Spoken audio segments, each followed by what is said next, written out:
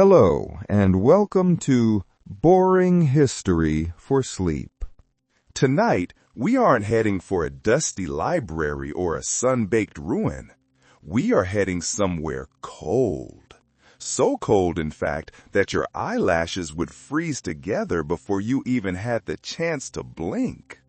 So, find a comfortable position. Let your pillows settle. Close your eyes and allow your breathing to slow.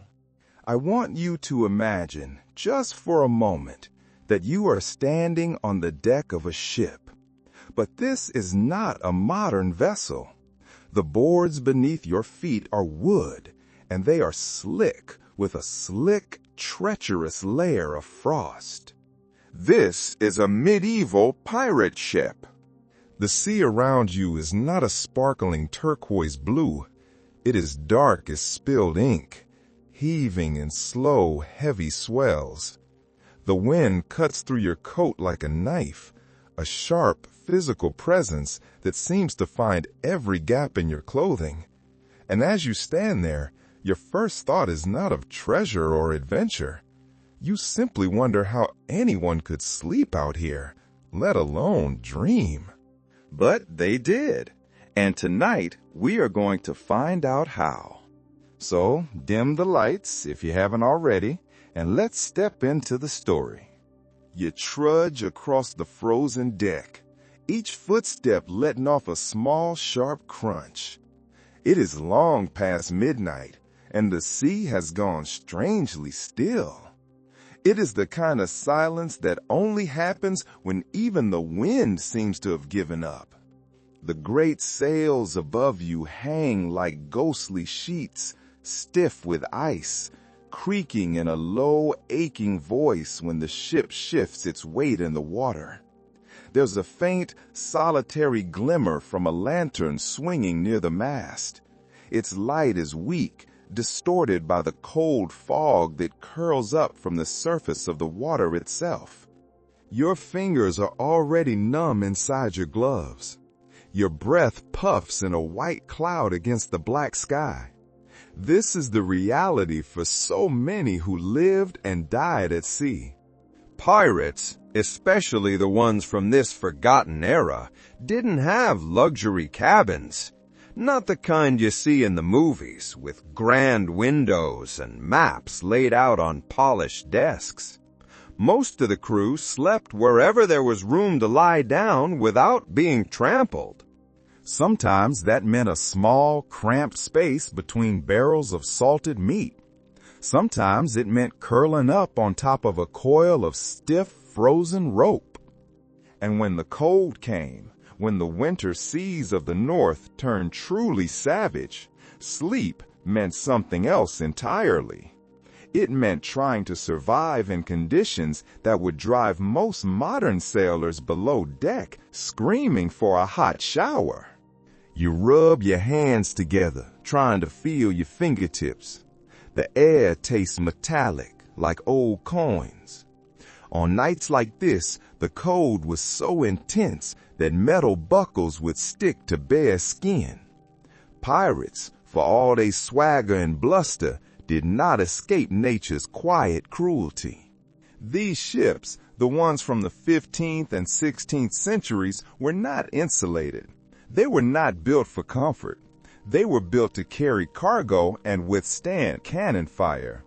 The decks leaked, the hulls groaned, and the only thing standing between a man and hypothermia was a single threadbare blanket and the collective warmth of the crew packed together like sardines in a tin.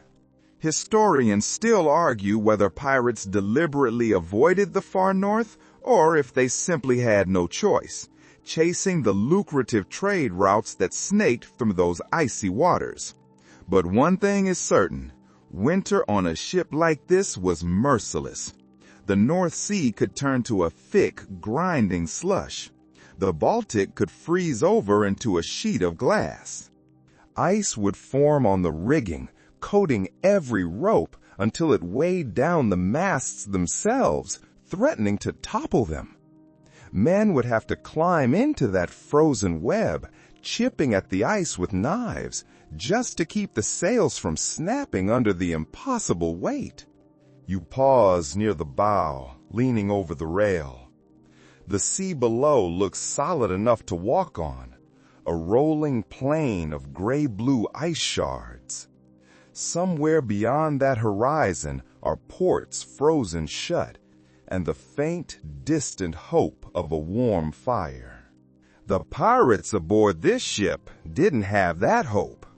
Out here, the cold wasn't just a visitor, it was a permanent member of the crew. It is a fact often forgotten, but pirates were not always from the tropics. The romantic Caribbean image, with its white sand beaches and swaying palm trees, came much later. In medieval Europe, especially between the 13th and 16th centuries, pirates often roamed the frigid waters of the North Atlantic, the English Channel, or the butter coasts of Scandinavia. They were a different breed, hardened by a different kind of sea. They raided merchant ships sailing from the wealthy Hanseatic ports, or they preyed on the icy northern whaling routes, stealing the valuable oil and pelts. The term Viking had long since faded from use, but its echoes lingered in the cold breath of these men who still lived by plunder and sail. And here is a quirky historical tidbit to keep your imagination awake for just a few minutes longer. Some of these northern pirates rubbed their hands with thick whale oil before they tried to sleep. This oil, thick and greasy, worked like a primitive thermal layer. It was an attempt to trap whatever small heat their own skin produced. It must have smelled awful, of course. A rancid, fishy odor that clung to everything. But when your very bones ached from a cold that felt like it was inside you, vanity was not a concern. You can almost feel that slick, cold residue now, mixed with salt and grime, a desperate barrier against the night. You step closer to a small wooden hatch that leads below deck. The light spilling from it is faint and yellow, flickering like a weak heartbeat. Inside, the air will be different. It might be warmer, but it will be suffocatingly so. The men down there will be huddled in clusters, wrapped in whatever scraps of cloth they could steal or stitch together. Maybe one snores loudly through missing teeth. Another dreams of gold he will never live to spend. Sleep on a ship like this was never gentle. It was a negotiation between exhaustion and fear. The wind picks up again, whining low through the rigging. You pull your coat tighter, though it does little good. Your mind wanders to how these men measured comfort. It was not by softness, but by simple survival. A night where you didn't lose a toe to frostbite counted as a luxury. A morning where the ship hadn't cracked its hull on a piece of floating ice felt like a blessing. The sea didn't care about their crimes or their courage. It just existed, cold and infinite, testing whoever dared to cross it. The ship groans again beneath your feet as you shift your weight. The boards flex, just enough to remind you that this entire world of wood and rope is floating on an endless, merciless sea.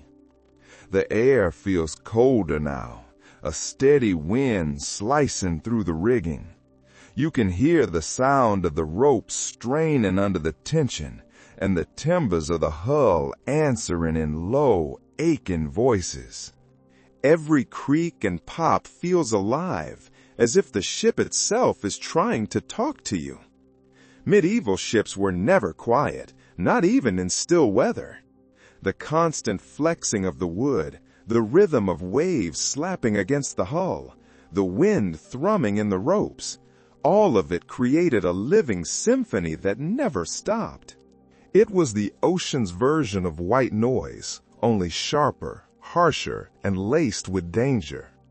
Pirates grew used to it. In fact, many historical accounts note that sailors could not sleep on land afterward. They were unable to rest without that constant chorus of creaks and sighs. And then there is the smell. Every ship carried its own perfume of survival. You can imagine it now. The heavy, sharp scent of tar used to seal the planks, the sourness of unwashed clothes, the faint, sweet rot of stale rum from a leaking barrel, and something darker beneath it all, like damp wool or mold. It was the smell of confinement and endurance, the scent of men who could not escape their own ship, even if they wanted to. You walk toward the bow, the wood beneath your boots slick and shining in the thin moonlight. The railing is coated in rime, each line of ice catching the light like crystal veins. Somewhere deep inside the hull, the sound of snoring rises and falls. It is strange, almost peaceful, that anyone could sleep through this. Yet they did. They had to. A man who could not sleep at sea would lose his mind within weeks. But this sleep was always on a knife's edge. One quirky fact that always fascinates historians is that pirates often slept fully armed. Cutlasses, pistols, and daggers were kept within arm's reach even while dreaming. This was not paranoia. It was practicality. On a ship filled with thieves and killers, the line between sleep and death was perilously thin. Some men even tied their weapons to their belts before lying down, just so no one could steal them in the dark. Imagine the sound, the soft clanking of metal as they turned over in their sleep, the dull thud of a pistol sliding against a wooden plank. Historians still debate where the crew preferred to sleep during the coldest voyages. Some argue that staying below deck offered the best chance of survival, gathering the warmth from the bodies of other men in the enclosed air. Others claim that the lower decks were so foul, so damp and airless, that many men would rather risk the frostbite just to be under the open stars, breathing fresh air. The truth is, both were probably true. You can picture it. One man wrapped in wool below, sweating and breathing in the stench, while another curls up on deck, shivering but breathing free. It was a choice between two different kinds of misery. You lean against the mast and feel its steady pulse. The wood shifts with every roll of the ship.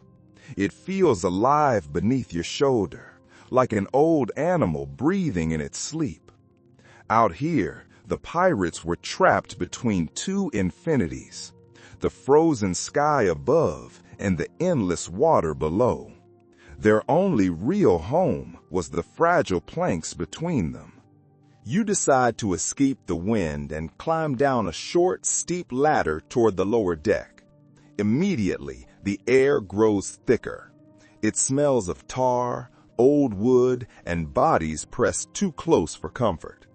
The sound of the sea fades to a muted, distant hum, replaced by the soft sway of ropes and the deep, internal groan of the hull. And down here, in the swinging lantern light, you finally see them, the sleeping pirates. They are not on feather beds, or even in the stacked bunks you might see on a naval vessel. They are in narrow hammocks, strung side by side, so close they almost touch. They creak in unison as the ship moves beneath them. Your breath catches. It feels like entering a different world, a floating cave that rocks with each passing wave. The lantern light paints everything in a dull, sickly gold, swinging slowly, making the shadows crawl along the beams. The hammocks sway gently, each one holding a rough shape wrapped in fabric. They look peaceful, but you know better. The sea never truly lets anyone rest. A small recorded detail from these early seafaring days notes that hammocks were first used not for comfort, but for safety. Sailors quickly learned that sleeping on the hard deck was dangerous. One sudden, violent roll of the ship could throw a sleeping man into a wall or send him crashing to the floor, breaking ribs. Hammocks changed that. Suspended by ropes, they moved with the ship, cradling the body rather than fighting against it. Pirates, ever practical, adopted them quickly. A man in a hammock could sleep without bruising his ribs on a barrel. You step closer and touch the edge of one. The fabric is stiff with salt and cold. Its fibers are rough and gritty beneath your fingers. You can imagine how it must have felt against skin already rubbed raw by the sea air. A curious little detail you might not expect is that some pirates lined their hammocks with stolen sailcloth, or, if they were very lucky, animal furs taken in a raid. Anything that could trap a little warmth was precious. As you listen to the rhythm of the hammock swaying, it almost feels hypnotic. Each one creaks in a slightly different pitch, blending into a strange, discordant lullaby. The ship itself sighs as if it shares the same exhausted rhythm. You notice a man shifting in his sleep, murmuring something unintelligible. Another snorts, turns over, and his hammock spins lazily before settling again. Somewhere above, water drips through the seams of the deck, pattering into a bucket with a steady, hollow plink. A thin draft snakes down through the cracks, making the lantern flame flicker. It's easy to think that pirates were simply used to this hardship, but exhaustion breaks even the hardest men. Records from merchant ships of the same era mention sailors working for 18 hours or more in brutal weather, sleeping only in short, desperate bursts. Pirates were no different. Their lives depended on alertness, so rest came in fragments. 2 hours here, 3 hours there. No one ever truly slept deeply, not when every creak could mean a new leak or a knife in the dark. Experts still cannot agree on how pirates divided sleeping shifts during the harshest winters. Some argue for a strict rotation, similar to naval crews, where half the men were awake while the rest slept. Others think pirate life was far more chaotic, that men simply collapsed wherever they stood once exhaustion finally overcame them. The truth may be buried in the salt and silence of the sea itself. You glance around the cramped space. The hammocks hang so close that they brush against each other when the ship rolls. You could reach out and brush your hand across 3 men without taking a single step. In this closeness, all privacy disappears. Every breath, every snore, every whispered dream becomes part of a shared communal existence. You duck lower into the ship's belly, careful not to hit your head against the low, heavy beams. The space narrows as you move forward, the air growing thicker with each step. It feels warmer here, but not in a pleasant way. The heat is stale, trapped beneath the planks, mingled with the smell of salt, smoke, and human breath. Your boots stick slightly to the damp floorboards, which are slick with condensation that constantly drips from above. The dim light barely reaches the corners. A single lantern swings from a hook, its flame struggling against the drafts that slip through the seams. The glow trembles over sleeping bodies and open barrels. You can hear the quiet snores, the rustle of fabric, and the occasional clink of metal when someone shifts and a blade taps against wood. This was where pirates truly lived at sea.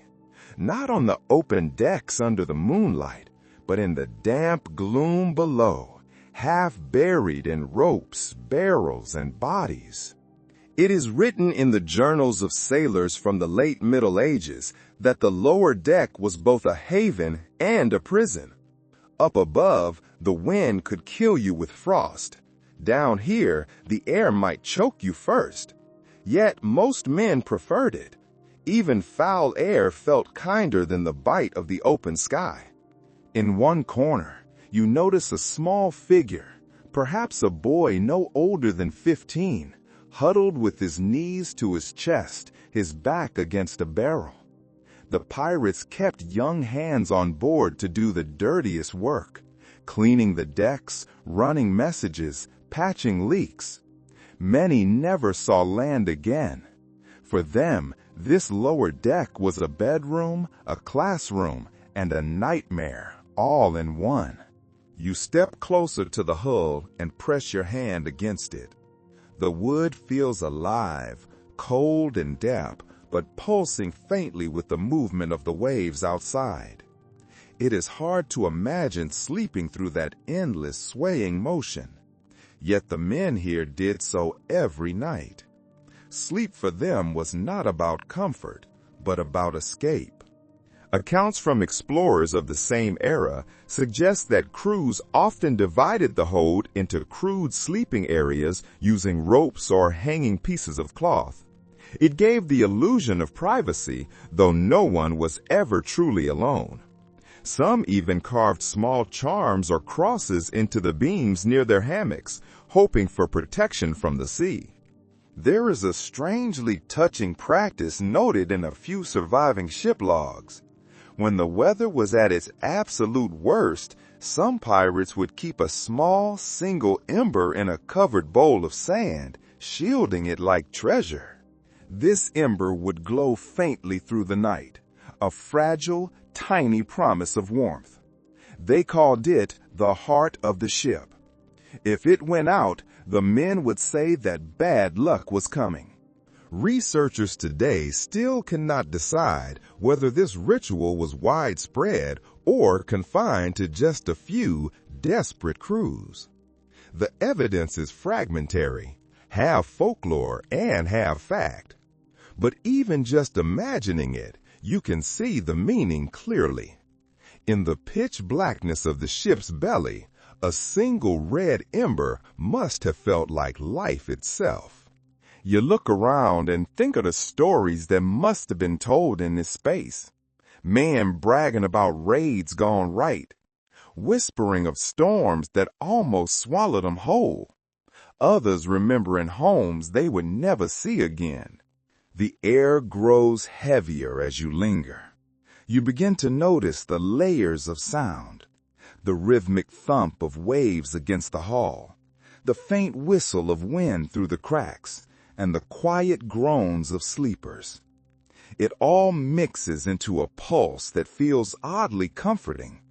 The ship breathes with them, its lungs filled with salt and human dreams.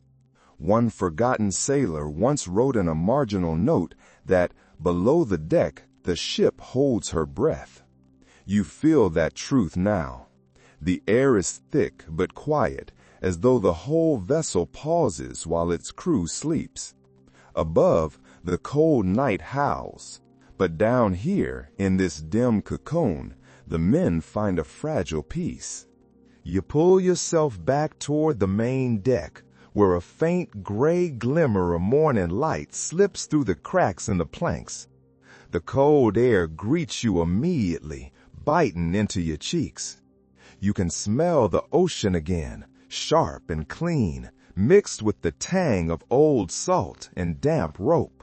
The sky is the color of steel, and you feel the first whisper of snow in the wind. The crew begins to stir. One man stretches, another coughs, his breath forming small clouds. You notice how they are dressed. Nothing looks uniform. Their layers are a chaotic mix of whatever fabric they could steal, trade, or patch together. The sight tells a quiet story about survival. Documents from the 15th century mention that sailors often wore wool next to the skin, then linen, then heavy coats made of treated canvas or animal hide. Pirates copied this habit, wrapping themselves in whatever could trap warmth. Some even wore women's skirts or priests' robes stolen from raids, torn and re-sewn into rough cloaks. It did not matter how it looked. Warmth was worth more than pride. You watch as one pirate adjusts a scarf made of bright red fabric, its edges frayed but thick. He ties it twice around his neck and tucks it under his chin, muttering something about keeping the devil's fingers off his throat. It is a curious superstition, perhaps. Sailors believed the cold carried spirits that could crawl into a man's lungs while he slept. A scarf was more than comfort, it was protection. The wind grows stronger, snapping the stiff sails. The men rub their hands together and stamp their feet, trying to coax warmth back into their lambs.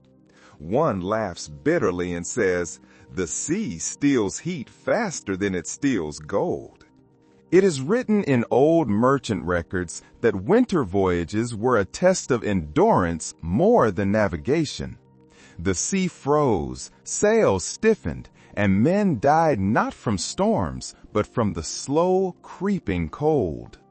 Some crews packed extra blankets, but most simply layered everything they owned.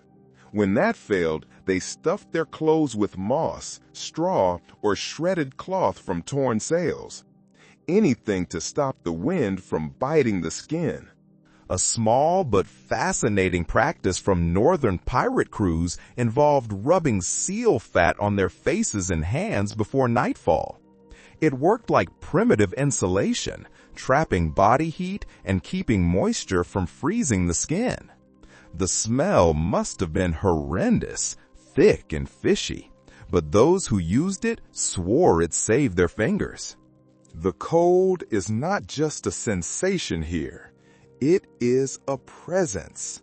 It seeps into everything, from the wood of the ship to the bones of the men. It is easy to forget that most ships of this time had no insulation at all. The planks were thin, sealed only by pitch and tar, which cracked in the deep cold. Every gust of wind slipped right through the seams. Every drop of seawater that splashed on deck turned to ice within minutes. If a man's clothes got wet, he had to strip them off immediately. He would then have to beat them against the mast until the ice cracked and fell away. Otherwise, he might freeze solid right where he stood. You can almost feel the stiff fabric between your hands, rough and cold. Its frozen edges cutting your skin as you try to soften it again. The ship becomes a wardrobe of frozen cloth hanging limp and brittle. A seagull cries overhead, its voice sharp against the silence. The pirates look up instinctively. One of them jokes that the bird must be lost, that even gulls avoid this kind of winter. Laughter spreads in short, warm bursts before fading back into the quiet. Humor is one of the few comforts left to them. As you watch them work, you begin to understand that their layered clothes are more than protection. They are armor against both nature and despair. Each scrap of fabric, each patch sewn by tired, cold fingers, tells the story of men who refuse to surrender to the sea's indifference. You follow the faint scent of smoke and ash toward the galley, the small, cramped space where pirates cooked, argued, and sometimes desperately tried to stay warm. The passage narrows as you move, your boots thudding softly against the boards. The air feels heavier here, carrying the faint odor of burned fat and tar. Inside the galley, the light is dim, shaped by a single oil lamp that swings slowly from a chain. The glow paints the walls in trembling amber. You notice the small blackened hearth, built from stones and reinforced with iron plates. A few embers glow faintly at its heart, but there is no open flame. Pirates knew better than to risk that. Records from early naval expeditions make it clear that fire on a wooden ship was every sailor's waking nightmare. One spark, carried by a draft, could turn the entire vessel into a floating inferno before anyone could even reach a bucket of water. Pirates on these cold northern routes had to make a constant, terrible choice: risk freezing to death or risk burning alive. Most of the time, they chose the cold. You crouch near the hearth, watching the tiny glow pulse. The air smells of wet wood, boiled salt beef, and smoke that has been trapped for days. The pirates gather around it like moths. Some stretch their hands close, careful not to touch the hot iron. Their fingers are cracked and raw from the cold. A few hold tin cups filled with rum, which they sip slowly, their eyes fixed on the embers as if praying they will not die out. Here is a small but curious detail from ship logs. To create warmth without a dangerous open fire, crews often filled iron pots with stones or sand that had been heated in the embers. They would seal the top with a thick cloth and carry these makeshift heaters below deck. The warmth lasted for hours, just enough to thaw stiff fingers or melt the ice on a crucial rope. You can imagine the smell of scorched fabric mixing with the ever-present sea air.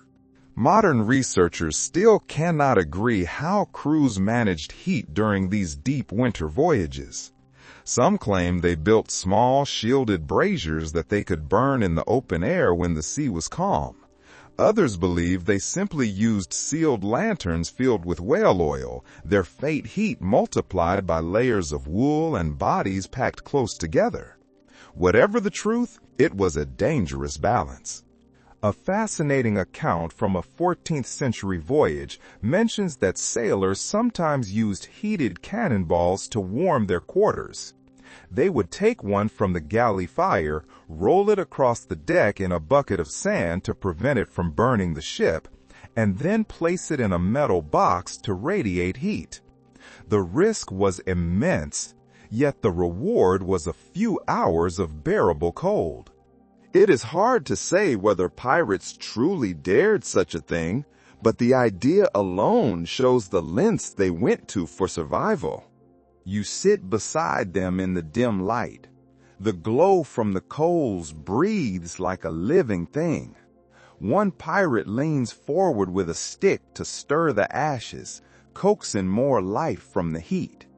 The room feels smaller when the warmth returns, as though the air itself softens. One man points at a dented copper kettle hanging from a hook.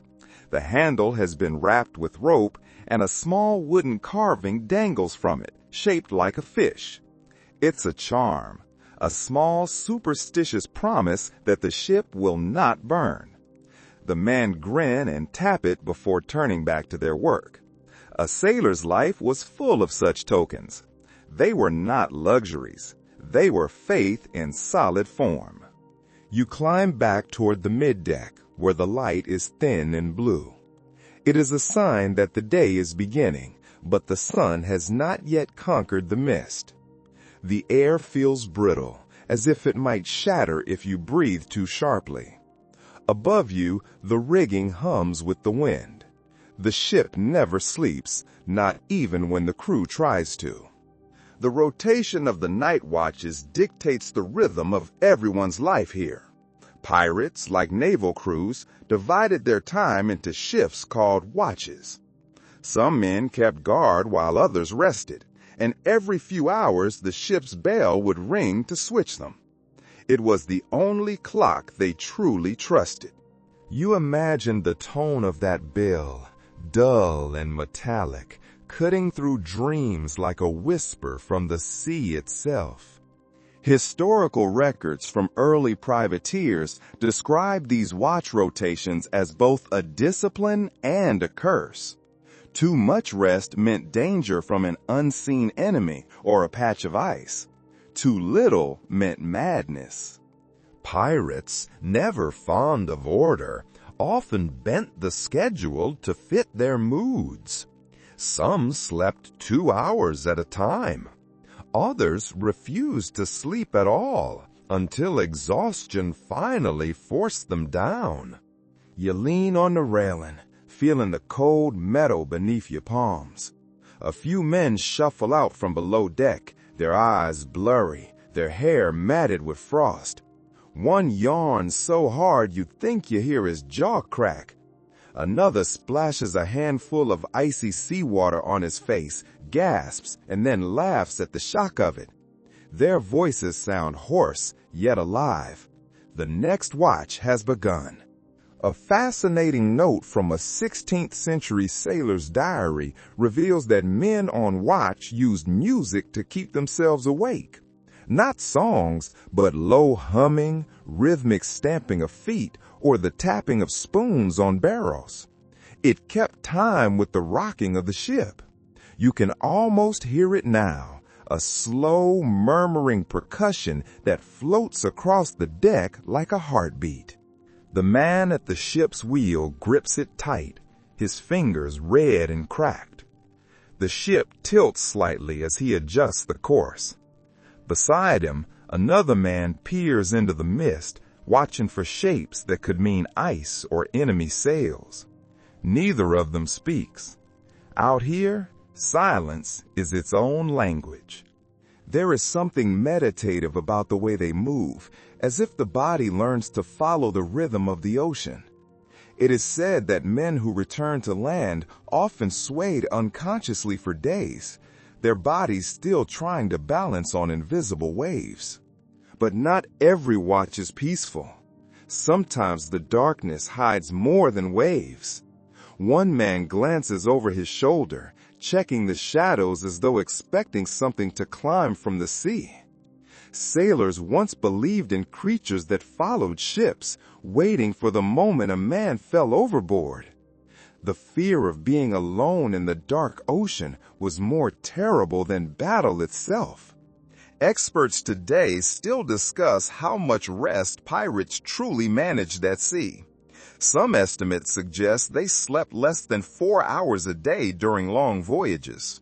Others believe the chaos of pirate life allowed for longer naps between raids, a luxury no navy could afford.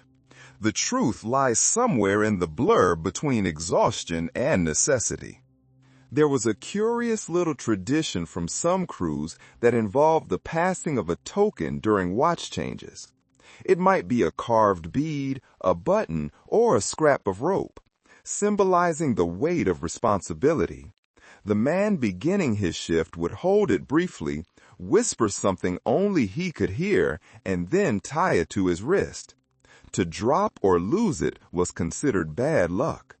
You picture those rough, frozen hands exchanging that tiny object in the freezing air. A simple act that carried enormous meaning. The bell rings again, a hollow sound swallowed by the mist. Another rotation begins. Another trade between sleep and duty. The next evening, the cold grows deeper. The air feels heavy, and the sky is bruised with purple clouds. The waves have slowed to a thick, sluggish roll. The ship moves like a tired animal through the water. Tonight, rum will be the only warmth that reaches them. The smell hits you first, sweet, sharp, and earthy, a mix of molasses and smoke. Someone passes a flask along the line of men huddled near the mast. They take turns without a word.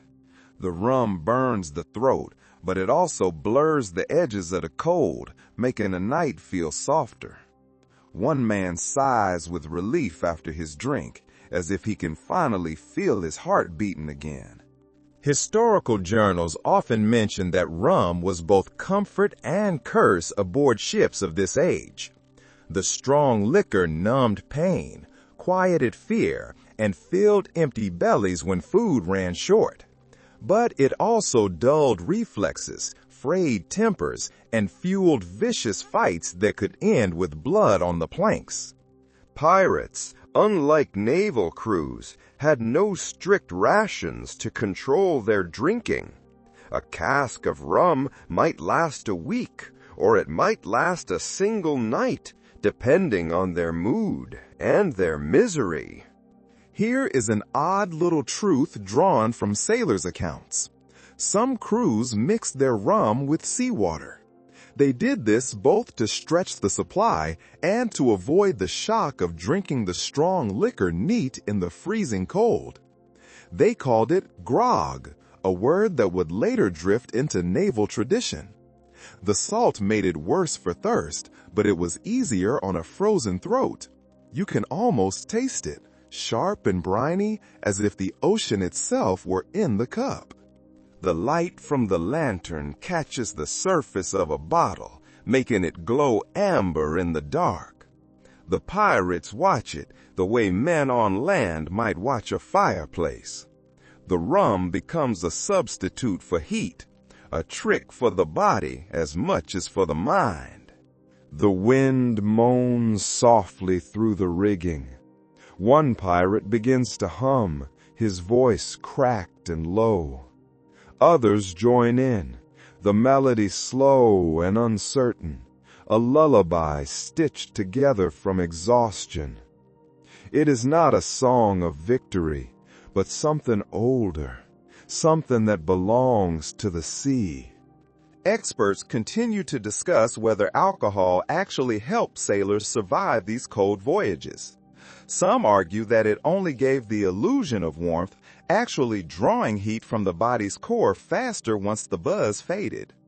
Others suggest that in small, controlled doses, it offered real comfort, just enough to keep despair from sinking in too deep. What no one doubts is its power over morale. One pirate wipes his mouth and grins through cracked lips. He taps the bottle against the mast and says, "To the cold. May it drink slower than we do." The others laugh, though it is the kind of laughter that hides something brittle underneath. But the peace never lasts long. A shout breaks from the other end of the deck, harsh and slurred. Two men are arguing over a cup. The sound rises quickly, sharp against the quiet night. One pushes the other, and the crew moves fast to pull them apart. Their hands grip shoulders, their voices low, trying not to wake the rest of the ship.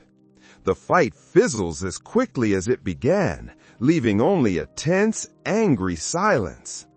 A curious superstition floats among sailors' tales. It was said that spilling rum at sea angered the spirits of drowned men. The liquid belonged to them once it touched the deck. That is why some pirates, after a brawl, would pour a few drops over the side, a payment to the sea. You watch one of them do it now, tilting the bottle slightly and whispering into the dark water. The wind carries the smell of rum across the deck, mixing with the salt air. The rum is gone by dawn, leaving the air thick with the smell of salt and tired laughter. The pirates have gone quiet again. You watch them settle into their corners, pulling their blankets close, their eyelids heavy but restless. Sleep comes differently at sea. It is not rest so much as a retreat, a thin layer between exhaustion and memory.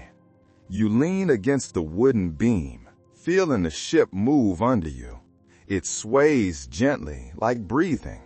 The men drift into uneasy slumber, their faces softening. It is written in the letters of captured sailors that pirates often dreamed of land. They spoke of beaches, fires, and soft beds as if they were miracles. Some claimed to see gold even in their sleep, coins spilling from invisible chests only to vanish when they reached for them. You imagine the frustration of that. The longing turned into a nightmare. The colder the sea, the sweeter the dream. A curious glimpse into pirate superstition appears in an old ballad. It was said that a man who dreamed of fire during winter would not live to see the spring. Flames in dreams were omens of fever, storms, or a coming battle. The men joked about it sometimes, but you can sense that they half believed it. When warmth is a luxury, even imagined fire becomes dangerous.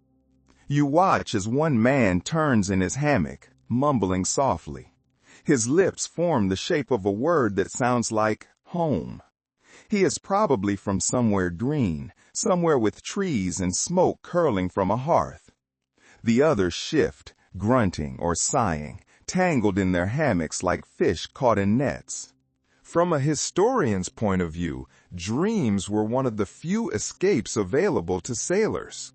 Diaries from the 15th century mention recurring visions among crews who spent too long at sea. They dreamed of soundless lands, of walking on solid ground that never moved, of hearing birds instead of waves. For pirates whose lives were built on danger and constant movement, these dreams might have felt like heaven. You close your eyes for a moment and try to imagine their inner world. The smell of the ocean seeps even into dreams. The motion of the ship never truly fades. Even in sleep, the sea remains. You might find yourself walking through a market, yet the ground tilts beneath your feet.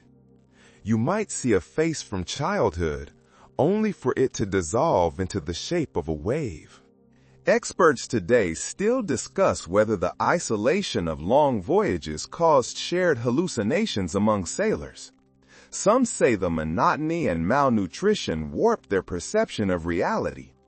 Others believe that the endless, hypnotic rhythm of the waves pulled their minds into a state between waking and dreaming. Whatever the cause, the sea had a way of invading their sleep. A man laughs softly in his dream. Another curses. Somewhere, someone snores so loudly that a few others chuckled in their sleep before falling still. The warmth of their bodies fills the air with a faint mist. A fascinating account from a prisoner's testimony describes a pirate who refused to sleep below deck, saying he could not bear to dream of dry land.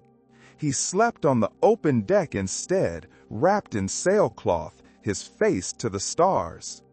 The others mocked him, calling him ghost lover, but he said it helped him remember he was free. The testimony ends with his disappearance at sea a few weeks later. You listen now to the sea outside. It whispers against the hull like a voice too distant to understand. It sounds almost tender. Perhaps that is why pirates came to love and hate it equally. In their dreams, they might have tried to make peace with it, to tame it for just a few hours before waking. The ship's creaks are whispers, its sway a heartbeat. Maybe even the wood remembers the warmth of the sun, long gone. The next day begins with a dull, gray light. The cold bites even before you open your eyes fully. The ship groans softly under your feet, every timber stiff from the frost.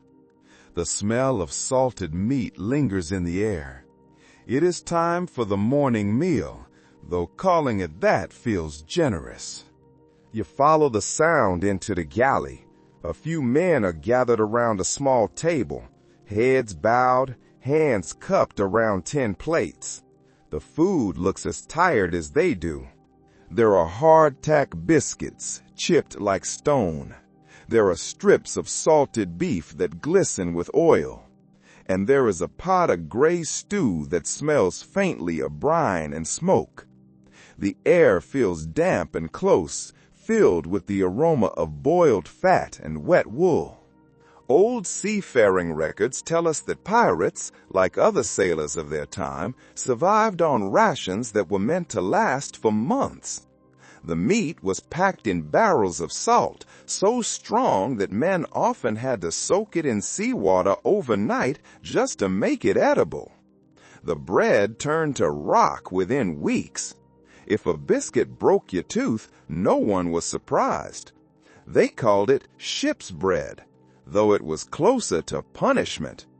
You watch one man try to chew through a piece of beef, his jaw working slowly. He grunts, swallows, then laughs without humor. "Better than snow," he mutters. A curious little detail from ship life reveals that some pirates used their rum to soften the hardtack. They would soak the biscuits until they crumbled, then mix them with sugar or molasses if they had any. It turned into a kind of sweet, thick porridge, a rare comfort in the biting cold. But there is no porridge today. The pirates eat in silence, the kind born of exhaustion rather than manners. There are no fresh vegetables, no fruit, no bread that still bends. The men's lips are cracked, their faces pale. Some show the first faint signs of scurvy, bleeding gums, slow movements, eyes dull with fatigue. The sea takes its toll slowly, without mercy. The act of eating feels more like survival than satisfaction. Researchers have found records of inventive cooks who tried to keep spirits up with strange recipes. Some mixed crushed biscuits with seawater and grease to make something resembling dumplings. Others used powdered mustard to hide the taste of rot. It was creativity born of desperation. The man beside you holds out a plate of the gray stew and gestures for you to sit. You take it, feeling the faint warmth seep into your fingers through the metal. The broth tastes of salt and smoke, thin but alive. You can feel it travel down your throat, warming a little piece of you the cold had forgotten. An argument begins at the far end of the table. Two men are grumbling over who gets the last scrap of dried fruit. Their voices rise, but no one else interferes. Hunger sharpens tempers more than rum ever could. Finally, the cook slams his ladle against the pot, and the noise echoes through the galley. The fight stops. A strange fact from a 14th century travel account mentions that sailors sometimes kept small cloth bags filled with aromatic herbs or citrus peel when available. They would sniff these during meals to mask the stench of spoiled food. You picture a pirate lifting such a charm to his nose while pretending the stew in front of him tastes like roasted lamb. It is both ridiculous and deeply human. The men finish quickly, wiping their mouths on their sleeves. Some save crumbs in small pouches, just in case. Others lick their fingers clean, unwilling to waste even a grain of salt. Historians today still question how pirates managed morale on such meager diets. Some argue that these shared meals built unity, a kind of ritual that reminded them they were not alone. Others think the monotony of the food worsened discipline, feeding mutiny as much as it fed hunger. The galley was the ship's heart, both a comfort and a battlefield. On this frozen ship, every bit of heat is a blessing, and every meal, no matter how poor, is a small act of defiance. The cold grows sharper as the days pass. The ocean itself begins to change. The water darkens until it looks like black glass, and the wind cuts with a high, whining note. You pull your collar higher and watch as flakes of snow drift lazily down, settling on the deck. The pirates move slower now. Their boots crunch on the frozen planks. The sails hang stiff, patched with frost, and the ropes sparkle faintly in the pale light. Each line looks beautiful, like crystal threads spun across the masts. But you know that this beauty hides a terrible danger. Ice adds weight, and weight breaks ships. Historical accounts of northern voyages tell of sailors forced to climb the frozen rigging with knives held between their teeth. They had to hack away at the ice before it could pull the mast down. You can almost see it now. A man halfway up the main mast, his fingers bleeding as he chips away at the glittering frost. The wind shrieks, and the sea below looks solid enough to walk on. A strange note found in a merchant's logbook mentions that during one particularly brutal winter, sailors used iron mallets to smash the ice off their sails. They would sing loudly as they worked, so they would not notice their fingers going numb. Their laughter, the log says, froze in the air before it disappeared. You imagine that sound, brittle and bright, carried away by the wind like tiny shards of glass. The pirates on this ship are not far from that fate. They move across the deck with a grim rhythm, breaking ice from the ropes, scraping the frozen planks. One man leans close to the mast, breathing hard, his beard stiff with frost. He wipes it away, but the crystals return within moments. The sea sprays upward in bursts that freeze mid-air, coating everything in a thin white shell. Modern researchers have long debated whether pirates ever dare to sail this far north. Some argue that only desperate or lost crews would risk such waters. Others believe the lure of trade routes and unguarded cargo pulled them toward the very edge of the world. You grip the railing and look out. The ocean stretches flat and endless, a mirror of gray. Pieces of ice drift past like broken glass.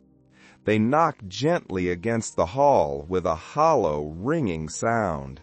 Somewhere far off, you hear a cracking noise, deep and drawn out, like a sigh from the earth itself.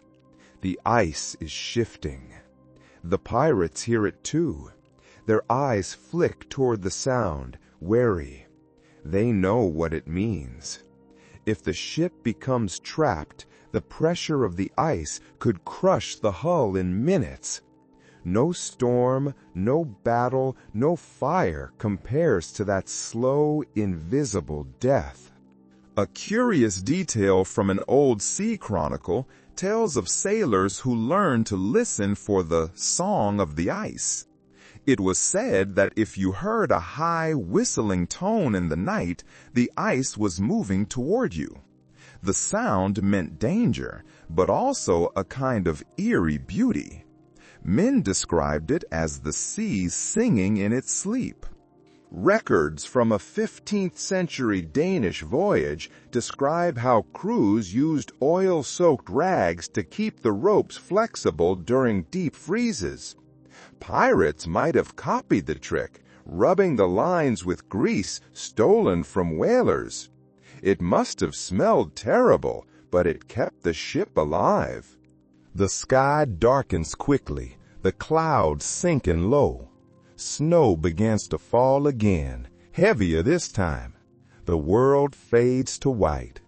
The sea and sky merge, leaving no sense of direction. The pirates stop for a moment, staring out into the blankness. "The sea's gone drying," one of them says. No one answers. The silence that follows feels heavier than the cold. By the next night, the ship has grown eerily quiet. The wind has softened, but the cold feels sharper than ever, cutting straight through fabric and bone. The sea is calm, too calm. The waves are small and slow, as though the ocean itself has frozen mid-breath. You walk carefully along the deck, hearing nothing but the creak of timbers. Below deck, the stillness feels heavier. The lanterns burn low, their flames thin and trembling. The air carries a new, sour tang that turns your stomach.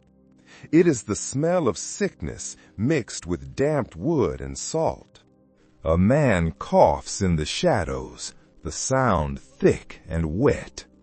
Another groans softly, rolling in his hammock. Old maritime journals describe how illness was the true predator of the sea. Cold weather made it worse. Frostbite, scurvy, and fever stalked the lower decks as ruthlessly as any enemy ship. Once an infection began, it spread fast through the cramped quarters. A single cough could travel faster than a cannonball. You kneel beside one of the sick men. His lips are cracked, his skin pale beneath a layer of sweat. He stares at the ceiling, mumbling a prayer you cannot quite catch. His fingers twitch, as though grasping a rope that is no longer there. The air around him feels warmer than the rest of the room, heavy with his fever. A curious practice mentioned in one physician's record tells of sailors rubbing vinegar on their hands and faces to ward off disease. They believed the sourness killed the invisible mists that carried illness. The pirates here may have tried the same, though the smell of decay in the air suggests it did little good. The vinegar burned, but it offered the illusion of control, and illusions were sometimes all they had. You move deeper into the shadows. A bucket sits near the bulkhead, half full of murky water. A rat darts across the floor, its fur sleek, its eyes bright. The pirates ignore it. Rats are companions here. From a modern perspective, historians note that pirates often suffered the same plagues as the naval fleets they hunted. Lack of fresh food led to scurvy. Damp clothes invited frostbite. Infection turned minor wounds into death sentences. Yet, despite the misery, crews rarely complained openly. To show weakness at sea was to invite mutiny or abandonment. The sick were cared for only as long as they were useful. A whisper spreads among the crew that the fever has taken 3 men already. One was thrown overboard this morning, without ceremony, wrapped in a canvas shroud. They say his body froze before it even sank. The other 2 lie in the darkness, too weak to move. The living step carefully around them, pretending not to notice. In this kind of cold, grief has no energy to burn. Researchers still discuss whether pirates practiced any form of quarantine. Some argue that they simply pushed the ill aside, keeping them near the damp hold. Others suggest a rough compassion, with men sharing their rum or covering a comrade with an extra blanket. There is an entry in a 15th century sailor's journal that describes this same hush. He calls it the silence before the sea takes her due. The writer said the crew stopped singing, stopped arguing, stopped even laughing.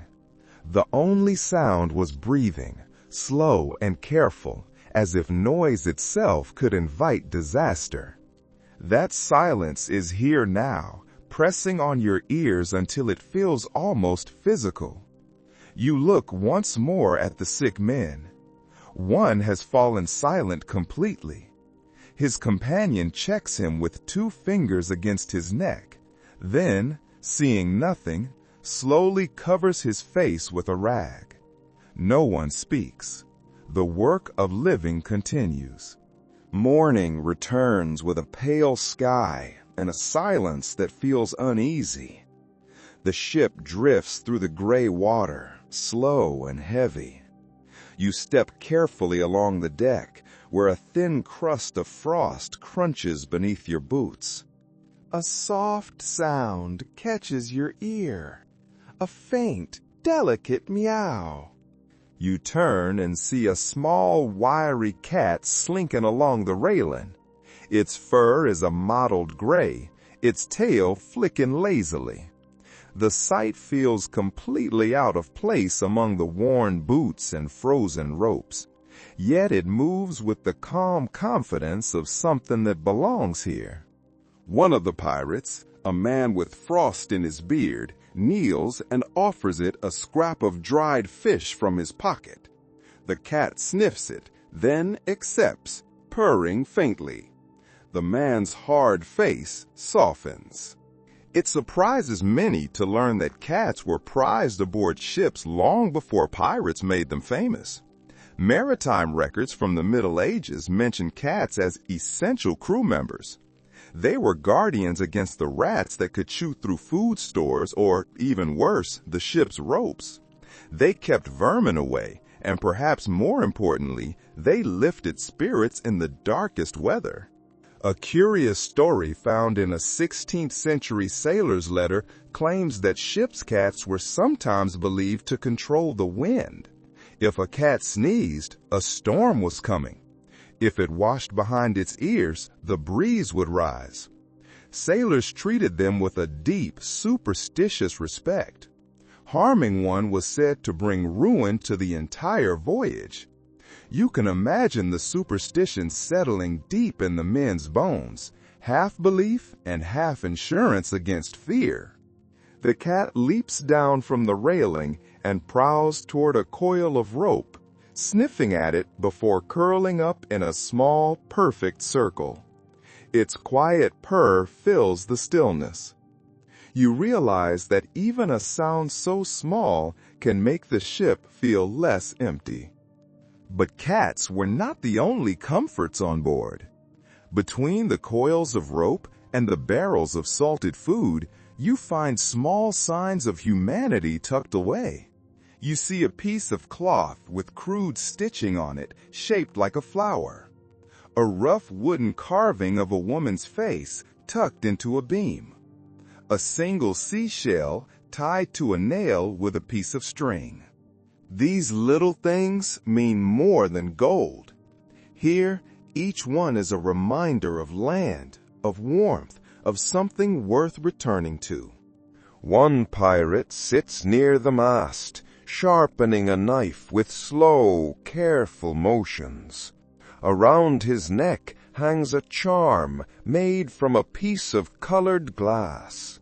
It catches the faint sunlight and scatters it across his hands.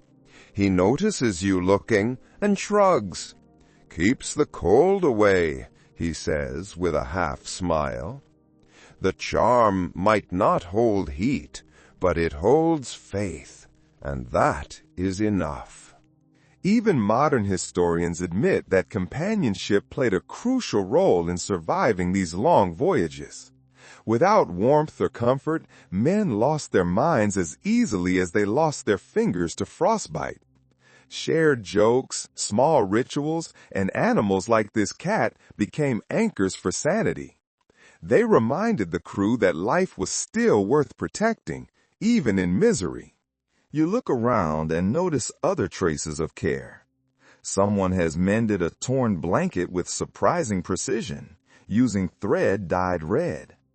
Another has carved initials into the mast, perhaps his own, or perhaps someone he left behind. These fragments of gentleness feel fragile, but they are stubborn too. They refuse to vanish, no matter how fierce the sea becomes. The cat stretches and yawns, then climbs up to a beam where it can watch the men below. Its tail sways lazily as it settles into a patch of weak sunlight. The pirates glance up at it from time to time, as if its calm is contagious. You push open the door to the captain's quarters, half expecting to find warmth and grandeur. But what greets you is just another pocket of cold air, tinged with the smell of damp wood and lamp oil. The cabin is small, more a narrow box than a room. A single lantern hangs from a beam that groans each time the ship moves.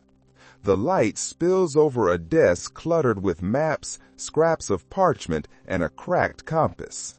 The captain sits hunched over the desk, his coat still on, his shoulders curved like a man who carries more than the weight of frost. His hands, rough and scarred, rest beside an open book. You hear the soft scratch of a quill on paper, steady and deliberate. Captains in the age of sail often had the illusion of privilege, but in truth, their cabins offered little more than privacy. Historical logs from 15th century voyages describe rooms just like this, cramped, drafty, and filled with the constant groan of timbers. The captain slept alone, yes, but he was never free from the sea's reach. The cold slid in through every crack, and the noise never stopped. He glances up as you enter, nods once, then returns to his writing. The expression is not unkind, just tired, bone-tired. On the table beside him sits a half-empty bottle of rum and a single pewter cup. Next to it lies a pistol, polished but worn, and a folded handkerchief, embroidered with initials that are now faded, almost invisible. You sense that the handkerchief belonged to someone else, someone left behind. A curious entry in a captured pirate's journal describes how captains often wrote at night to calm their thoughts. Some kept ledgers of loot and supplies. Others recorded dreams, regrets, or prayers. A few even wrote letters they knew they would never send. It was their only way to speak honestly when surrounded by men who worshipped bravado. You look at the bed against the wall. It is little more than a wooden frame with a mattress stuffed with straw. The blanket is thick but worn, patched with mismatched fabric. The pillow looks damp from condensation. So much for luxury. The captain sleeps no better than his crew. He sighs quietly, setting the quill aside. His hands tremble slightly as he flexes his fingers, stiff from the cold. Then, as if remembering something, he opens a small wooden box beside the desk. Inside are coins, bits of metal, and a single locket. He opens it briefly, revealing the miniature painting of a woman's face. He looks at it for a long moment before closing the lid. There's a detail in one sailor's testimony about how captains hid tokens like that, not for sentiment alone, but for sanity. Leadership at sea was isolation in its purest form. Every decision could mean life or death, and mistakes left marks that never healed. The locket, the drink, the diary, all small defenses against guilt. In one of the old chronicles, a captured sailor wrote that a captain's sleep is a coin flipped by the sea. If the night is calm, he might rest. If not, he lies awake, listening to the water whispering around the hull, counting every sound that could mean danger. You imagine that now. The steady rhythm of the sea outside and the quiet pulse of guilt inside. He finally stretches out on the bed, pulling the blanket around him, but his pistol remains within reach. He closes his eyes at last, and the lantern flickers once before steadying. The cold keeps watch with him, whispering softly through the cracks. Night falls again, thick and silent. You move slowly through the corridor toward the crew's quarters. The air feels heavier than before, charged with something unspoken. Down here, sleep no longer comes easily. The cold has crept into their tempers. The men lie in their hammocks, faces half hidden in the dim light. A few whisper to each other, their voices sharp and hurried. Others just stare upward at the beams, their eyes wide open. From countless old ship logs, we know that tension thrived on long voyages. Hunger, frost, exhaustion, and fear built slowly until they burst. Pirates were no exception. When warmth and food ran thin, words became weapons.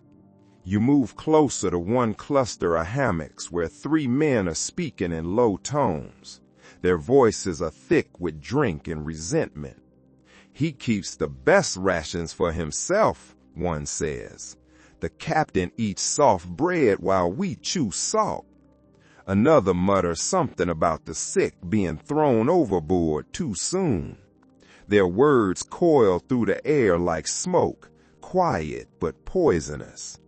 A small detail found in an intercepted pirate letter mentions that captains often slept with weapons close at hand, not because of battles at sea, but because of mutiny in the dark. Men driven by cold and hunger could forget loyalty in a heartbeat. A sudden thud echoes from the far corner as a man drops from his hammock. He sways slightly. "Keep your mouth shut," he growls. No one answers. The tension thickens. A curious fact from a 15th century trial record describes a mutiny that began over a blanket. One man took another's during a freezing night. By morning, blood stained the deck. The court called it madness born of cold. Reading that, you understand how easily these nights could end the same way. You glance at one pirate near the door. He holds a knife, not drawn, but ready. His hand rests lightly on the hilt, even as his eyes close. Trust has frozen like the sea outside. The next morning arrives with a dim, bluish light that seems to seep through every crack in the ship. The air feels oddly still. The pirates move like ghosts, silent and slow, their faces drawn tight with fatigue. The cold has settled deep into their bones, but they have learned to fight it in their own strange ways. You notice how they move in pairs or small groups, working close together, sharing what little warmth they can. A man tightens the rigging while another stands shoulder to shoulder with him. Their movements are synchronized. No one speaks. Yet there is a rhythm in their silence, a small defiance against the cold. Records from a northern trade ship of the 14th century mention that sailors often slept in clusters during the coldest nights, pressing close under shared blankets. It was not sentiment, it was survival. The human body produces more heat than any lantern or brazier. The pirates on this ship have discovered the same truth. You watch as 2 men lean against the mast, wrapped together in a single tattered cloak. Their eyes are closed, breathing slow and steady, their bodies swaying with the ship's movement. Another small group sits on the deck, passing a flask back and forth, their shoulders touching. The cold is still there, sharp and merciless, but they have learned how to soften it with closeness. A curious entry in a 15th century sailor's diary describes a practice called back-sleeping. 2 men would lie facing opposite directions, their backs pressed tightly together, sharing heat through the night. It was considered practical, not intimate. Yet in these conditions, every small gesture carried meaning. The ship rolls slightly, and one of the men laughs quietly. It is the first sound of joy you have heard in hours. Even in the coldest corners of the world, companionship finds a way to survive. You walk toward the bow, where a young pirate sits cross-legged beside a small wooden box. He opens it carefully, revealing a handful of coals glowing faintly inside. The heat barely reaches his hands. yet he smiles as though it were a roaring fire. 2 others kneel beside him, holding their palms close. Their breath fogs the air, their faces lit by the faint red glow. You remember reading that some crews pass small ember boxes like this between shifts. The coals would be covered in ash and carried from man to man, a fragile gift of warmth. If the fire died, it was said to bring bad luck, as if the ship itself had lost its heartbeat.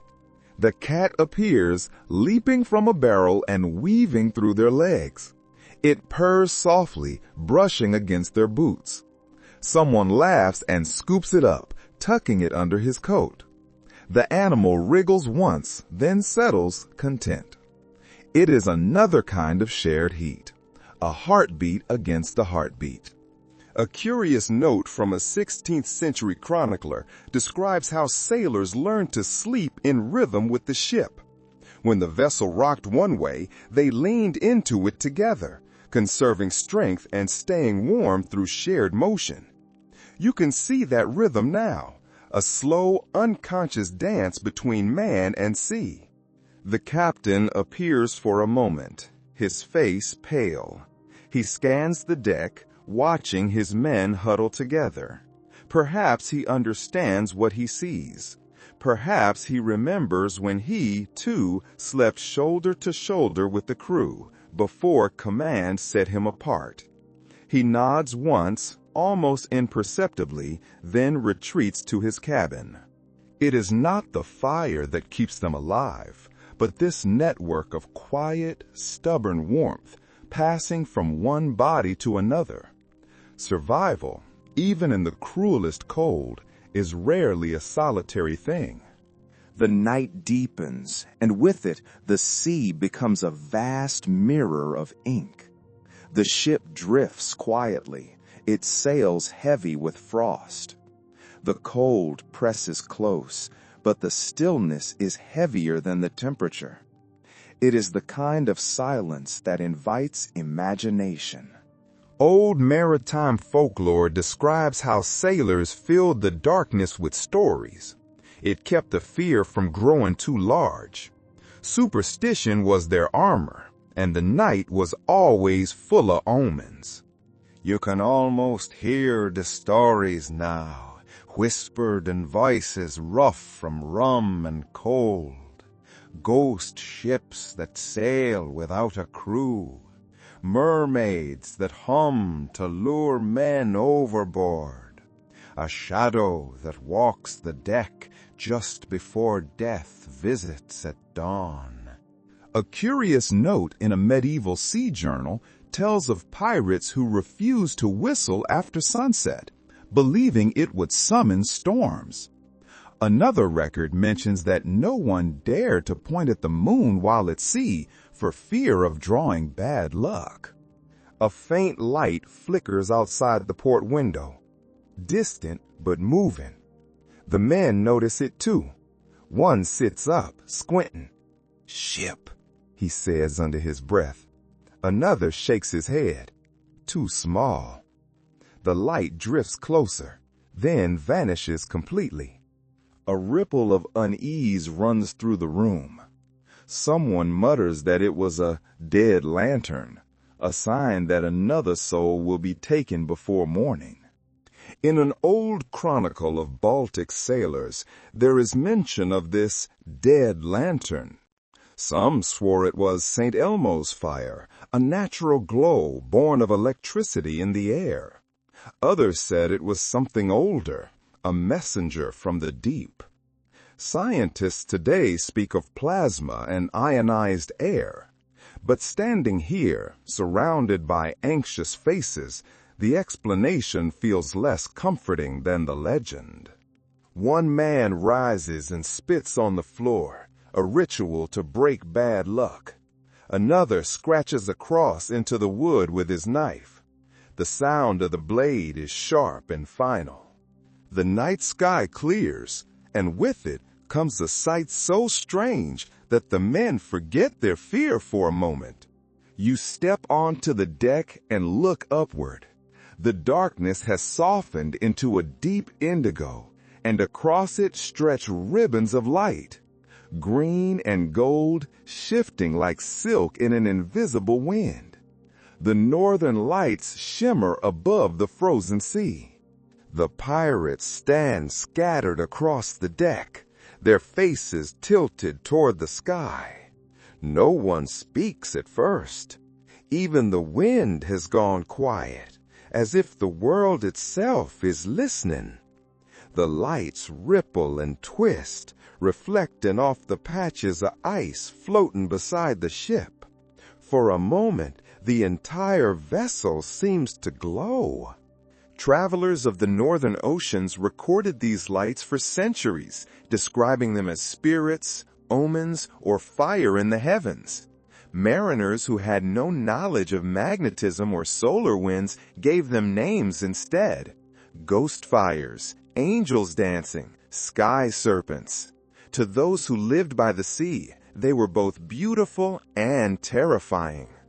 A pirate near you crosses himself, whispering a prayer.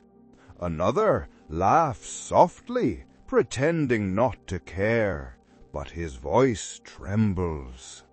A curious account written by a Hanseatic merchant in the 1400s describes sailors falling to their knees when they first saw the aurora. He wrote that the heavens opened and burned like oil upon water. It must have felt like a message from the divine, or perhaps a warning. The pirates whisper now, their voices hushed. Maybe it's the souls of the dead, one says. Or the treasure of heaven spilling out, another replies. Historians who study maritime folklore have written much about how sailors sought meaning in what they could not explain.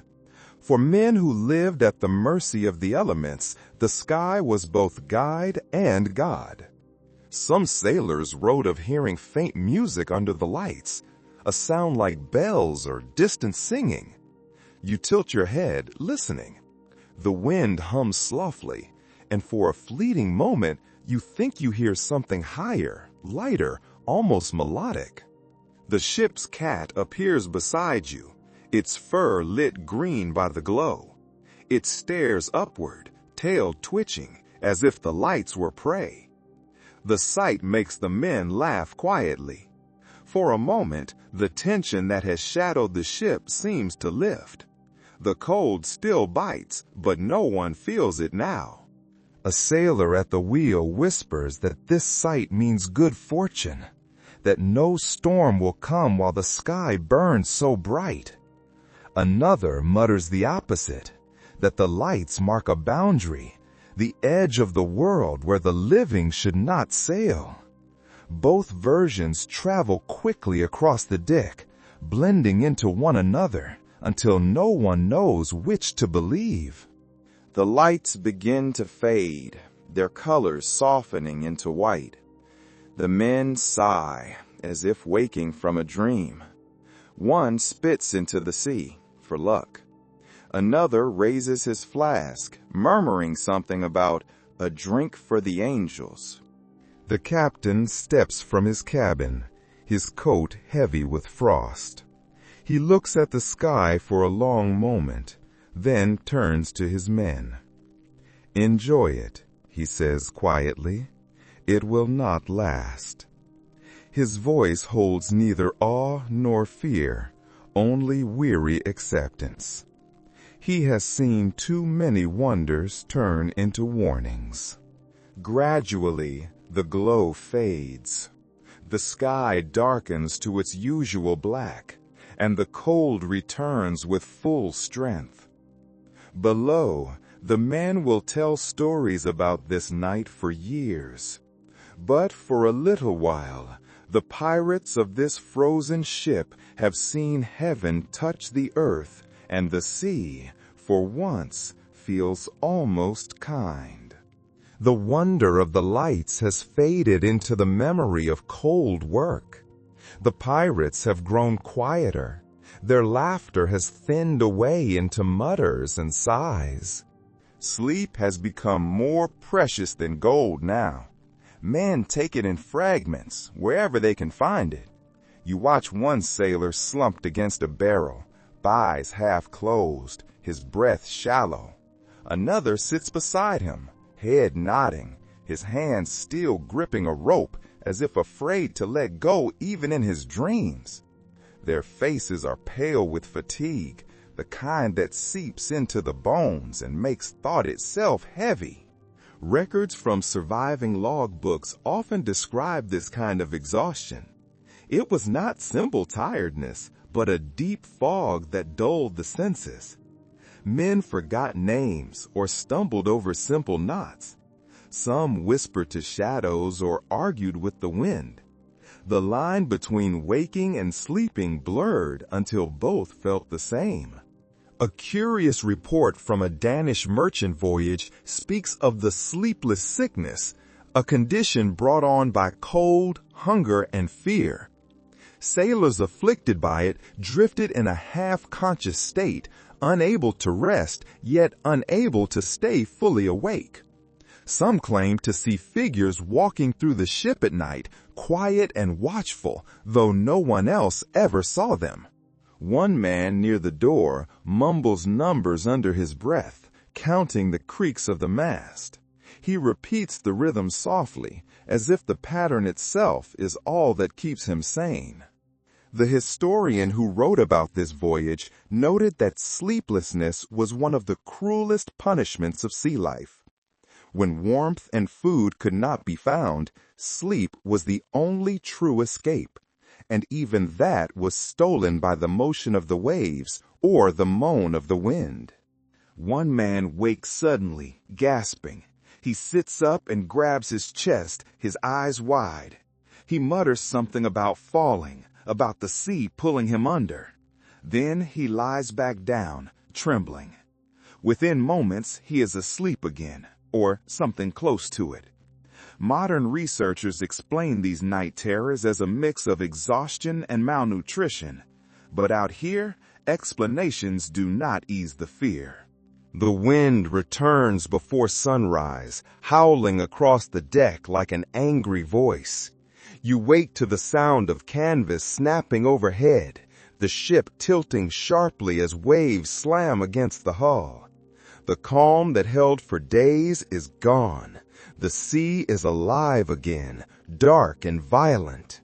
You grab the nearest rope to steady yourself. The pirates are already awake. Shouts echo through the storm as men rush to their stations. The cold rain stings like shards of glass against your skin. Salt water sprays over the bow, freezing almost instantly when it hits the wood. The air smells of iron and fear. Historical accounts describe these winter storms as the true test of seamanship. In fair weather, a ship obeys her crew. In a gale, she remembers her own will. You can see it now. The deck is pitched steeply to one side. Barrels break free, rolling across the deck. Ropes snap like whips. The men fight to regain control, their boots slipping on the slick, icy planks. One pirate clings to the rigging, shouting orders, his voice nearly swallowed by the wind. Another tries to haul a frozen line, his fingers raw and bleeding. A curious note from a 16th century logbook mentions sailors describing storms as the sea's tantrums. They swore that the water itself could sense fear. The more the crew panicked, the harder the wind blew. The pirates here seemed to believe it. They grit their teeth, muttering curses and prayers together, trying to sound braver than they feel. Lightning flashes far away, lighting the clouds in a pale, sick silver. For a brief second, you see the horizon vanish. The sea and sky have merged into one raging gray wall. The captain appears from his cabin, his coat whipping in the wind, his pistol still tucked into his belt. His eyes scan the chaos. "Hold fast," he roars. The men obey. Even fear cannot drown discipline when survival depends on it. He grips the wheel himself, his knuckles white on the wood. The ship shudders under his command, fighting every wave. You feel the cold sinking deeper now. The rain turns to sleet, each drop a needle on your face.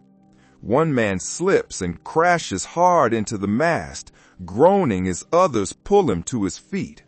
No one stops working. Pain has no time here. The sea rises again, lifting the ship high before slamming it down. The sound of the impact rattles through your bones. The lanterns flicker violently, throwing light across terrified faces. You hear someone laughing, sharp and wild. It is the kind of laughter that comes from men who have accepted that control is just an illusion. One of the pirates shouts over the wind, "She's testing us!" Another spits into the storm, answering, "Then let her test." The others cheer weakly, their voices blending with the thunder. Defiance becomes warmth when there is nothing else to hold. Hours blur together. The world has shrunk to the ship, the wind, and the endless rhythm of survival. Then, without warning, the thunder stops. The wind weakens. The sea exhales, still restless, but no longer furious. The ship drifts slowly, battered but upright. The men slump where they stand, too tired to cheer. One sits against the mast, head bowed, his hands shaking. Another wipes his face and mutters a "thank you" to whatever power he still believes in. The storm has passed, but it has taken something with it. Morning arrives without color. The world is a blur of gray, and the air feels as still as glass. The storm has ended, but what it left behind is worse in its own quiet way. The cold has deepened, sharp enough to sting the lungs with every breath. You step onto the deck, your boots crunching on a crust of frozen salt. The sea around the ship has slowed, thickened. It now floats with patches of ice, drifting close together like cracked mirrors. The sails hang limp and heavy, glazed with frost. Each rope glitters faintly, stiff and unmoving. A record from a 15th century expedition describes mornings like this as waking inside a frozen breath. The sea stopped feeling like water. The sound of the waves softened until it became a muffled hum, as if the ocean had gone to sleep. You feel that now. The air is thick with silence. One of the men leans over the rail and stares into the icy water. Sheets of thin ice bump against the hull with a hollow, ringing sound. He reaches out with a long pole and pushes them away, but more drift in from the horizon. Another man joins him, muttering about how the sea looks like a graveyard. No one laughs. A small but telling detail from one explorer's account notes that when the cold reached this point, ships began to grow quiet. Not only because of the weather, but because sound itself seemed to dull. The cold thickened the air, swallowing noise. The usual creaks and groans of the vessel softened into whispers. Below deck, the air is warmer, but foul. The pirates huddle in layers of wool and canvas. The heat from the coals does little against the creeping frost that is forming inside the hull. When one man exhales, you can see his breath drift upward like a ghost. Historians often write of this part of a voyage as the hardest. the stillness after the storm. The adrenaline fades, leaving only exhaustion and cold. There are no fires to tend, no winds to fight, only waiting. And waiting at sea is the cruelest labor of all. You climb back to the deck, where a few men are chipping at the ice along the rail. Their movements are slow and rhythmic. A curious tradition from Scandinavian sailors claimed that whistling could wake the wind.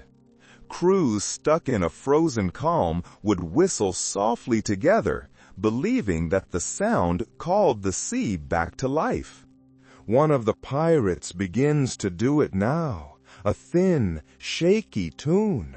Another joins in, then another, until a faint chorus drifts across the deck. The sound feels fragile, but defiant. The sky brightens slightly, and the faintest hint of sun appears, a pale circle without warmth. The light reflects off the ice, flooding the ship in a soft white glow. It is beautiful, but there is danger in it. The pirates shield their eyes as the brightness bounces off the frozen sea, a phenomenon we now call snowblindness. A sailor drops his hammer suddenly. The noise echoes like a gunshot. Everyone turns. The man stares at his hands, red and stiff.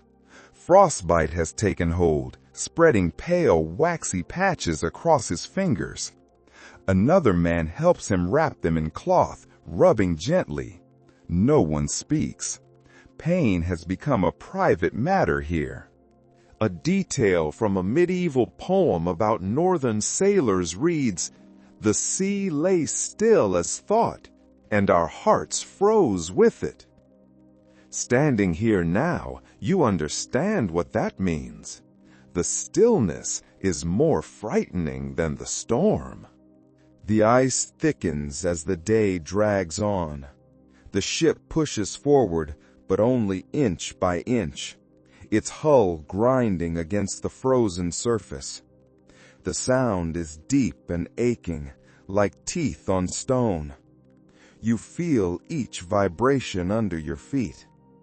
The ocean is no longer water, but something harder, heavier, and crueler. Even speech seems to take effort. The air is so cold that words turn to mist before they are even finished. Near the bow, two men pry open a storage chest. Inside are pieces of loot wrapped in cloth. Silver cups, coins, a gold chain tangled with bits of rope. They stare at the treasure for a moment, then close the lid without touching it. The gold looks strange in this light, pale and lifeless. Old chronicles from northern expeditions record similar moments when wealth lost all its meaning. Men who once killed for coins would trade all of it for a single handful of warmth. One sailor wrote, "The ice made fools of us, for what use is gold when the fingers that hold it are frozen?" You see that truth written in the pirates' eyes. The pirates gather near the main mast, where a small fire glows inside an iron bowl. The flame burns low and blue, fed by scraps of tar and broken wood. They hold their hands over it, silent. One of them laughs softly, though it is not a cheerful sound. "All the riches in the world," he says, "and we're burning bits of our own ship." The others chuckle weakly. Historians who study piracy in the North Atlantic often note that greed did not vanish in winter. It simply changed form. When survival became the only currency, warmth was worth more than silver, and a piece of bread carried the weight of a king's ransom. The ice scrapes louder against the hull, a sound that makes everyone flinch. The captain appears, his coat lined with frost, his expression grim. "She's slowing," he says, his voice barely above a whisper. The crew looks out toward the horizon, where sheets of ice stretch as far as the eye can see. The path forward is vanishing. A strange practice from a 15th century whaling crew is mentioned in a surviving diary. To keep hope alive, men would toss a single coin into the ice and make a wish for Thor. It was a ritual of faith more than logic. One of the pirates does something similar now. He pulls a small coin from his pocket, kisses it, and throws it onto the frozen water. It skitters across the surface, ringing faintly before disappearing into a crack. No one mocks him. Another man wraps his cloak tighter and mutters, "The sea takes what it gave." His words feel heavy, a truth no one wants to face aloud. Experts continue to argue whether pirates sailing these northern routes ever lost entire ships to the ice, as Arctic explorers later did. Evidence is scarce, but the legends say yes. They speak of vessels found years later, trapped in solid ice, their decks coated in frost, their crews still aboard, preserved like statues. Looking around this ship, you can almost believe it could happen tonight. The sun begins to sink again, a pale disk swallowed by clouds. The ship looks ghostly now, floating in a world of silver and gray. What keeps them alive now is not gold, but each other's breath, the rhythm of hearts still beating in defiance of the cold. The night that follows feels endless. The wind has stilled again, but the silence carries a weight that makes even breathing sound too loud. When morning finally comes, it arrives without color. The sky and sea merge into the same dull gray. But something is different. The ice that surrounded the ship has loosened slightly, broken by the faint, deep push of the current. The ship creaks, sighing as if waking from a deep sleep. One by one, the pirates stir. They look like shadows of their former selves. Faces gaunt, lips cracked, eyes dull with exhaustion. Yet there is a quiet endurance in them too. A fragment from a 15th century sailor's diary speaks of this moment, after the worst of winter. "We were alive," he wrote, "but half of us were ghosts already." You can see that truth reflected here, in the gray light washing over the deck. A few men rise to their feet, stamping slowly to wake their blood. One pours a trickle of rum into a tin cup, his hand shaking as he passes it around. They drink in silence. The warmth spreads briefly, a tiny rebellion. The ship rocks gently now, as if testing its own strength. The ice groans beneath it, splitting in slow cracks that echo like distant thunder.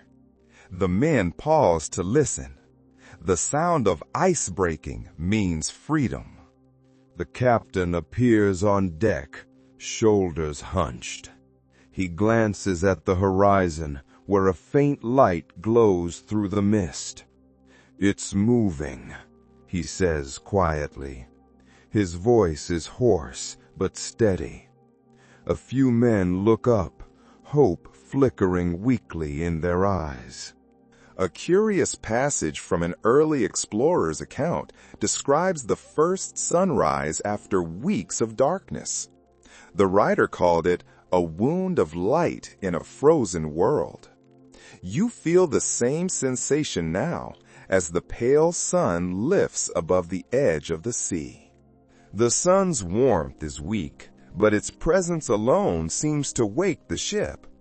The pirates straighten slowly, turning their faces toward the light. They stand close together, sharing the little heat it offers. Some smile faintly.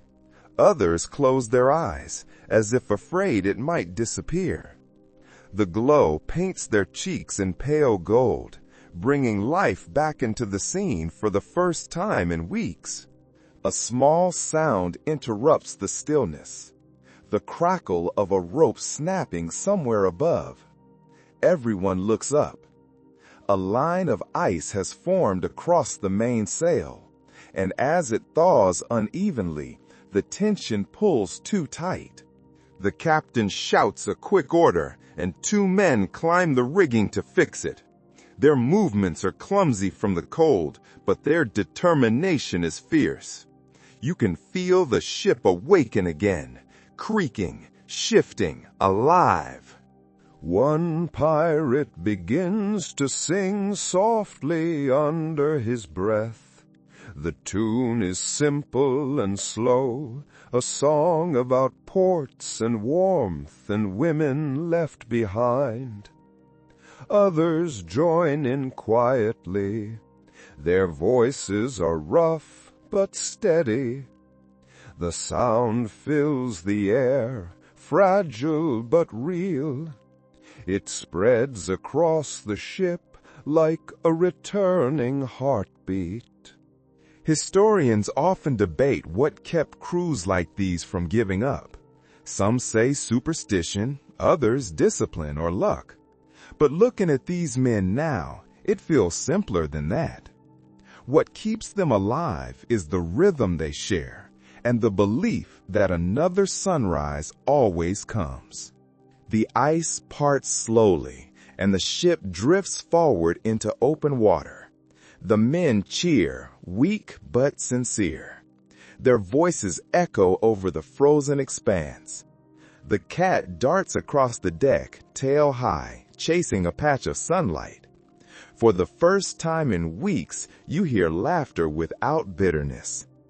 Ahead, the open water waits, dark but alive. The ship drifts toward the southern winds.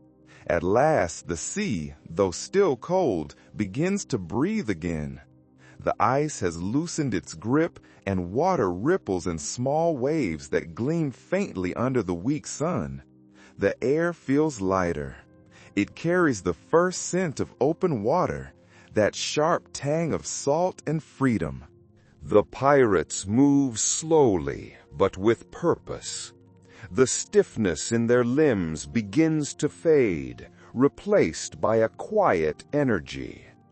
The sound of ropes tightening, sails flapping, and boots against the deck fills the air again. It is not the noise of triumph, but of return. They are alive, and that is enough. One of the men laughs, a dry, broken sound. Another claps him on the back. Their smiles are faint, but real. You can sense a change among them. The long nights of frost and fear have stripped them of their bravado. What remains is a kind of honesty, born from survival.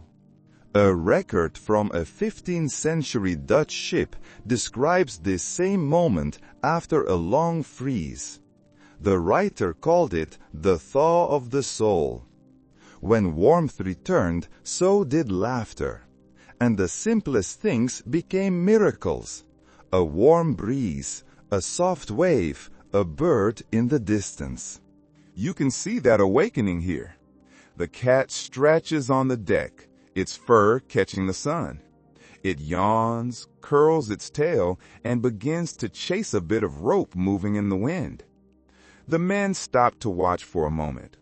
One shakes his head and mutters that the beast is braver than all of them. The others chuckle quietly.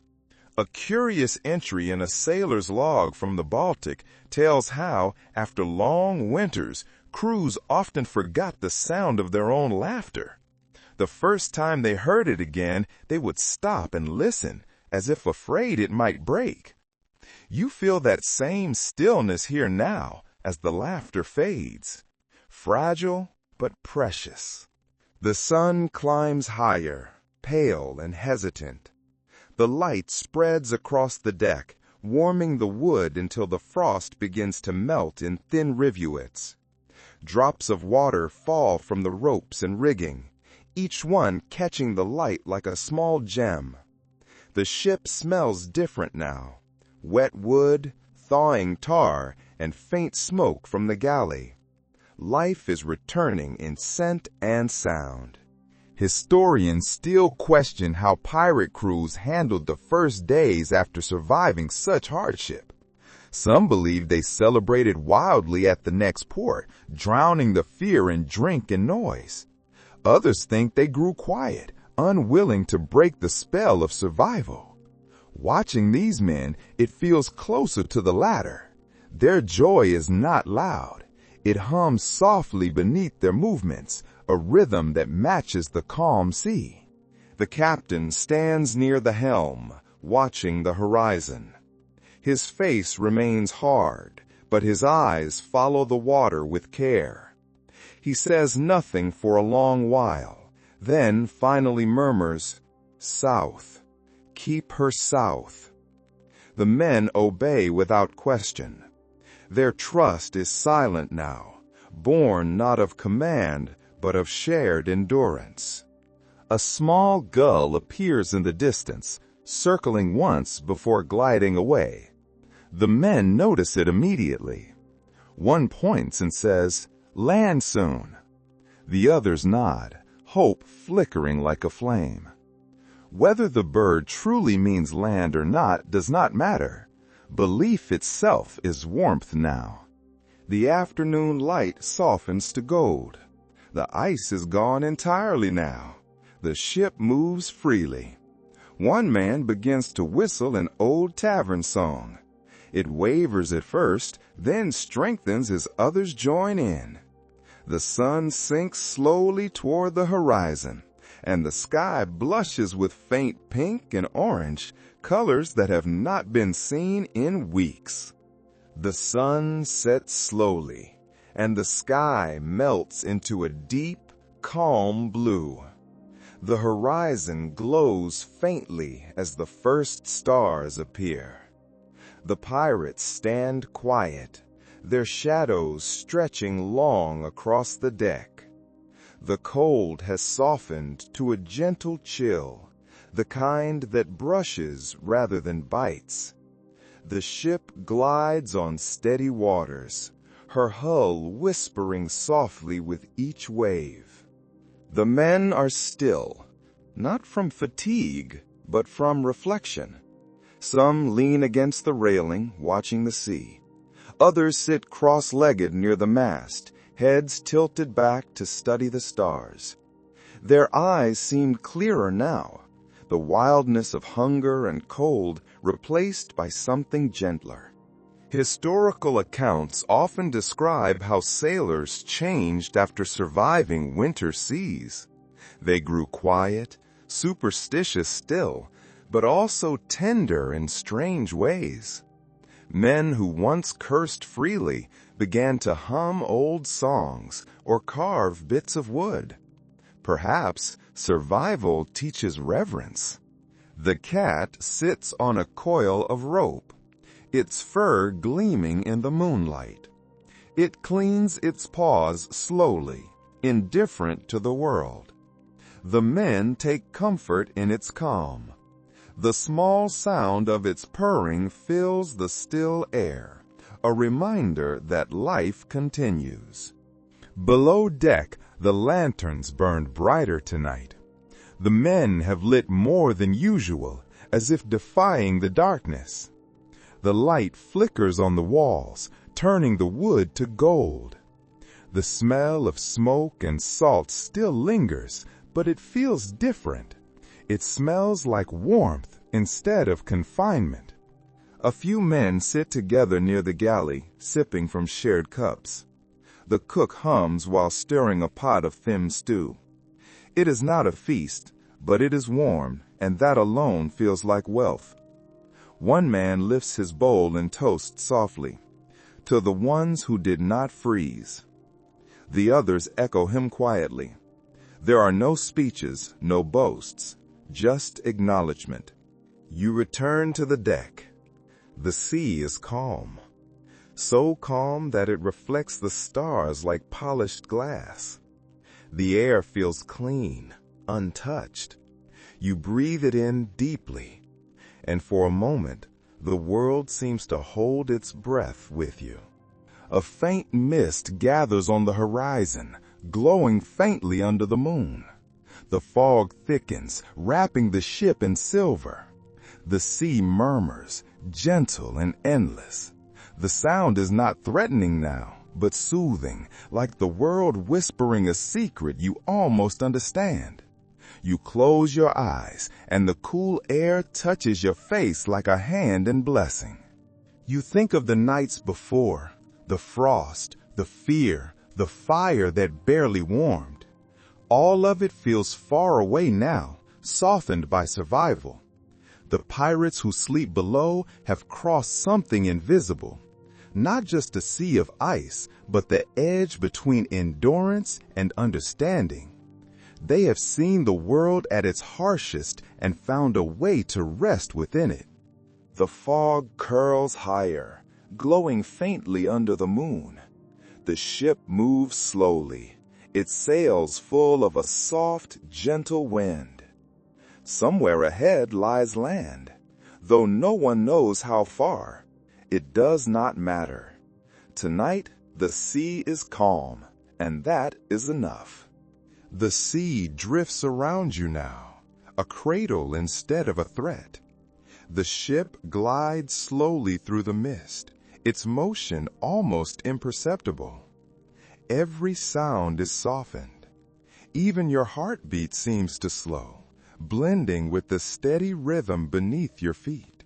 You hear the quiet murmur of sleep below deck, the sighs of men who have finally found peace. They have faced storms and frost and silence, and now they dream in warmth. You inhale once more, deeply, and let the air settle inside you. The cold that once hurt now soothes. The dark that once threatened now comforts. The ocean hums its lullaby, steady and endless. And you realize that even in the most frozen corner of the world, there has always been warmth waiting to be found. Sleep comes easily now. Good night.